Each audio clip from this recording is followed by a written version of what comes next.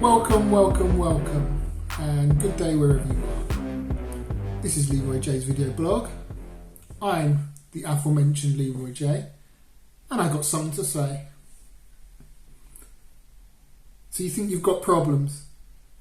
Yeah, you haven't heard about the amazing story of this lawman, made famous after his death. The man who was destined for success because he refused to quit. This is a man, we'll call him Mr. Nobody for now, whose story will help you overcome your fears and your doubts. His story will change your life like it changed mine. But I wasn't always open to change.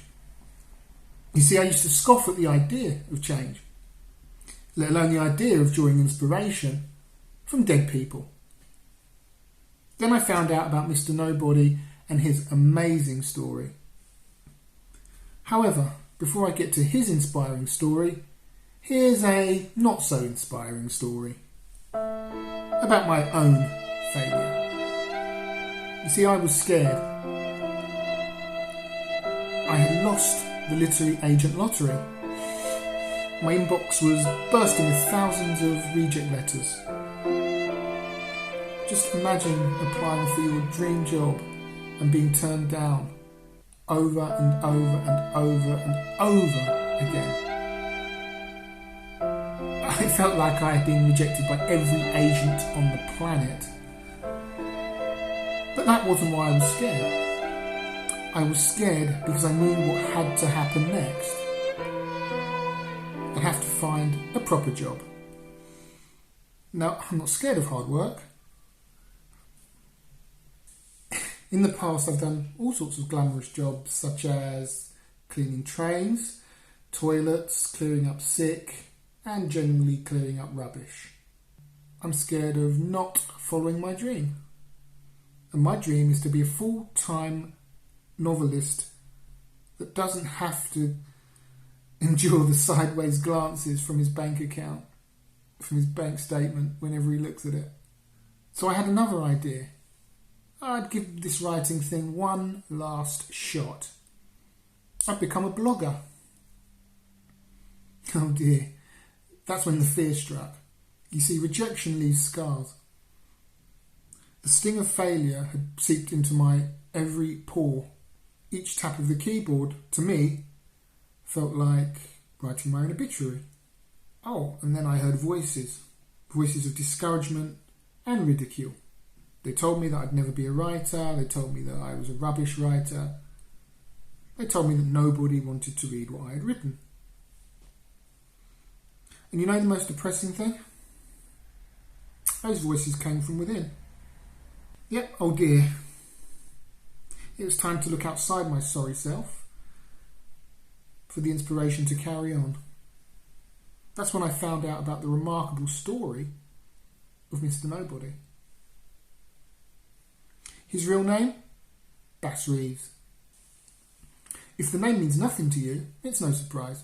You see, in an era when Wyatt Earp and others appropriated his headlines, Bass Reeves was basically a footnote.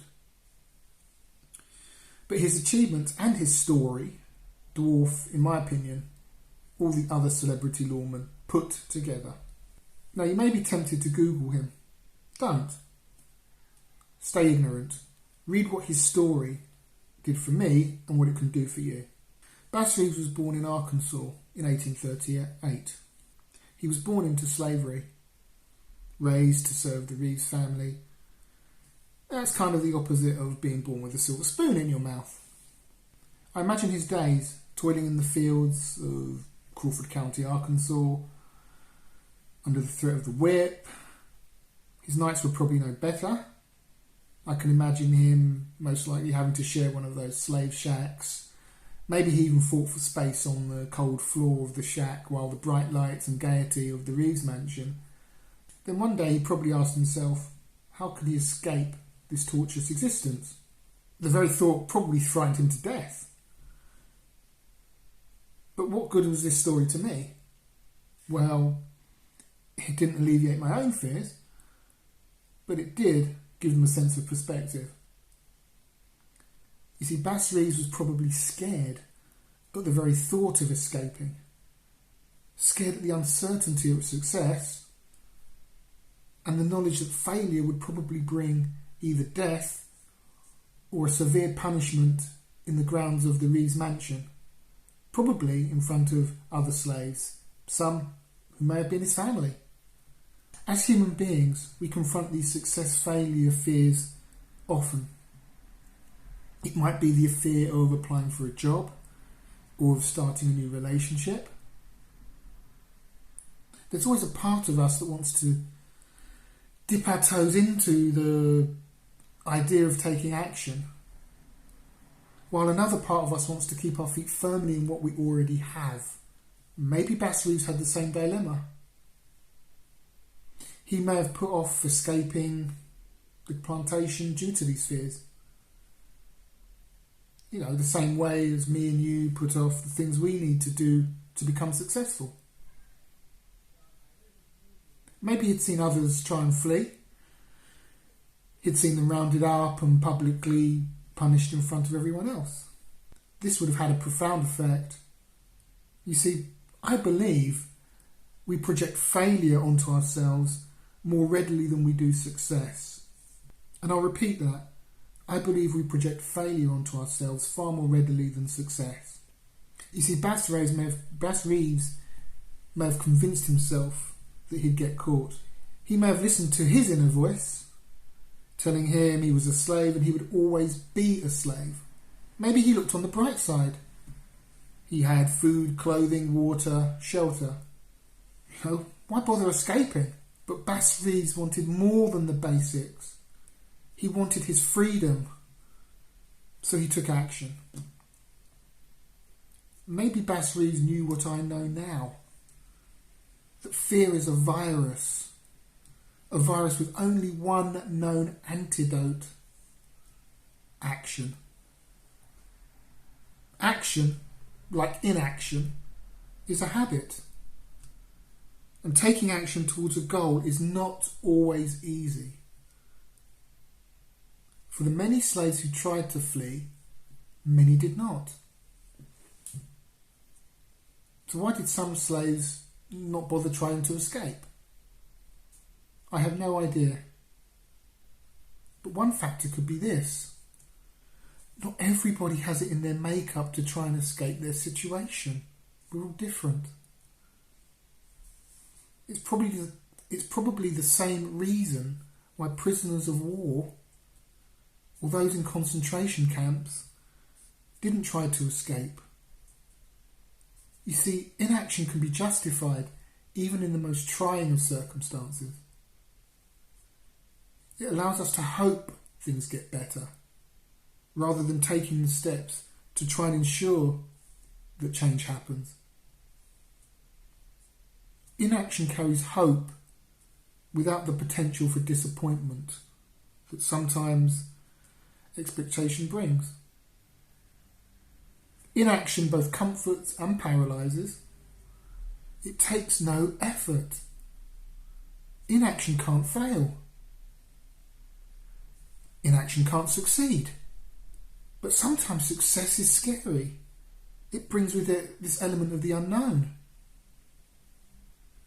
My fear, as pathetic as it may seem, was starting a blog. Writing a blog isn't on the same planet as what Bass Reeves did. But it's still a big step for me, and fear is never far away. However, whenever the invisible barrier of fear paralyses me, I think about my 3-step thought process. It's a process I reckon Bass Reeves might have subconsciously taken whenever fear threatened to overwhelm him. These are the 3 steps. Step 1. Accept that a little fear is perfectly reasonable, and without it one might be reckless. Step 2. Don't be discouraged by setbacks. Failure provides lessons for improvement. Step 3. Think about the steps you need to take to be successful and how achieving your goal will make you feel. Maybe you need to have a difficult chat with a co-worker. Or maybe you're like me and are scared of what others will think about your work. So you put off doing things.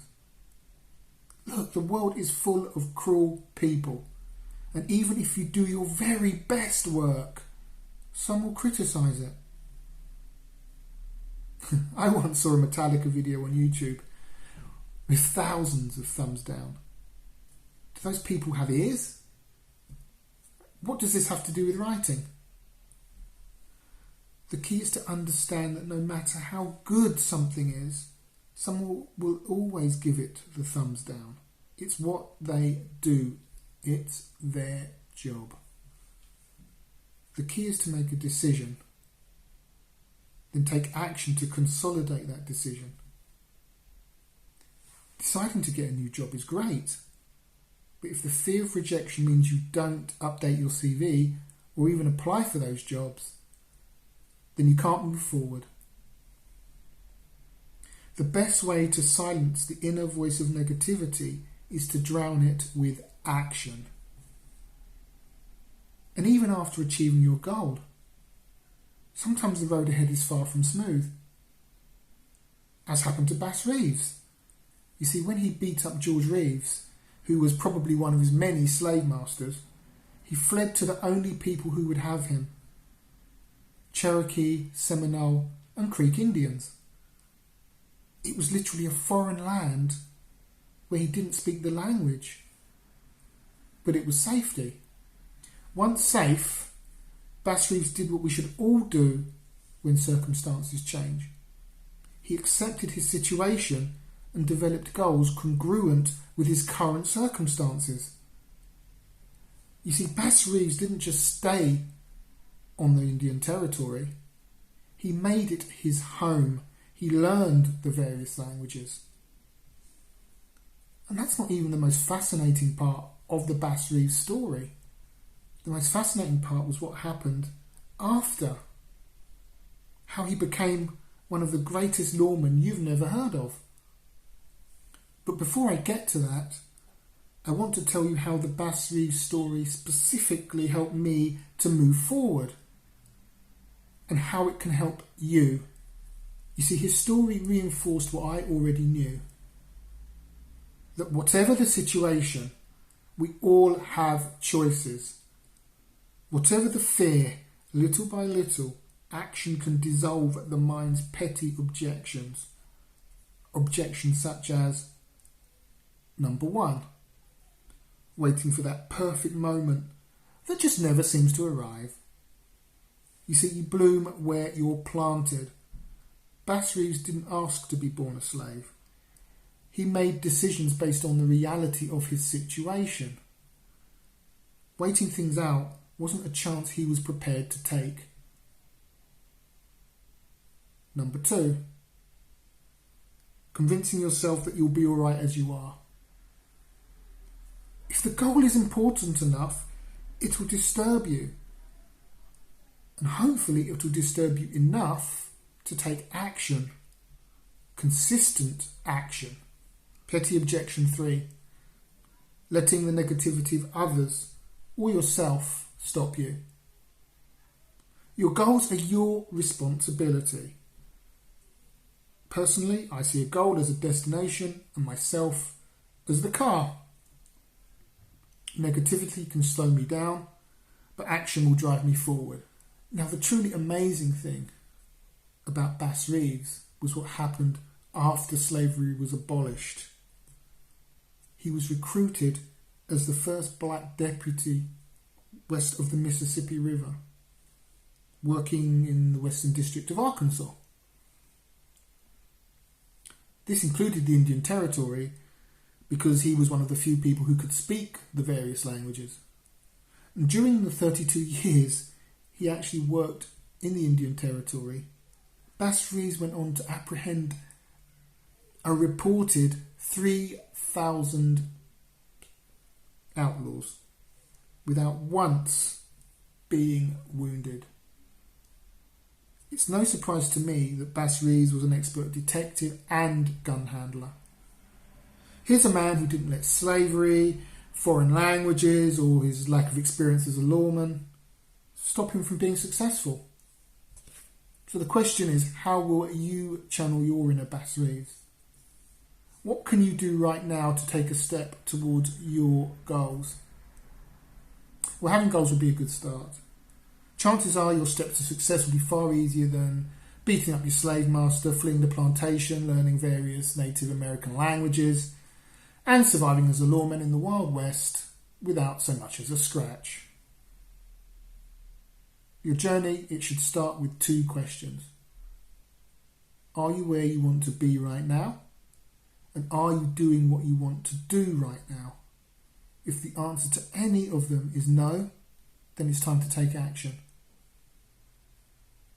Taking action means pushing invisible boundaries. For me, it means writing regular blog posts and not being overwhelmed at the process.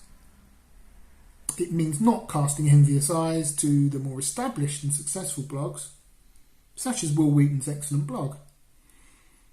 It means keeping my ultimate goal of being a successful novelist in mind and not being overawed by the journey. Maybe the idea of writing a blog is a small thing to some, but to me it's a big deal. It's a piece of me, and from here on out, my goal is to let action dissolve my fear and to accomplish even a fraction of what Mr. Nobody accomplished in his amazing life. So good luck with your goals, and as for me, if I fail, well, there's always that proper job. So how do you reach your goals? Do you have any tips to combat fear?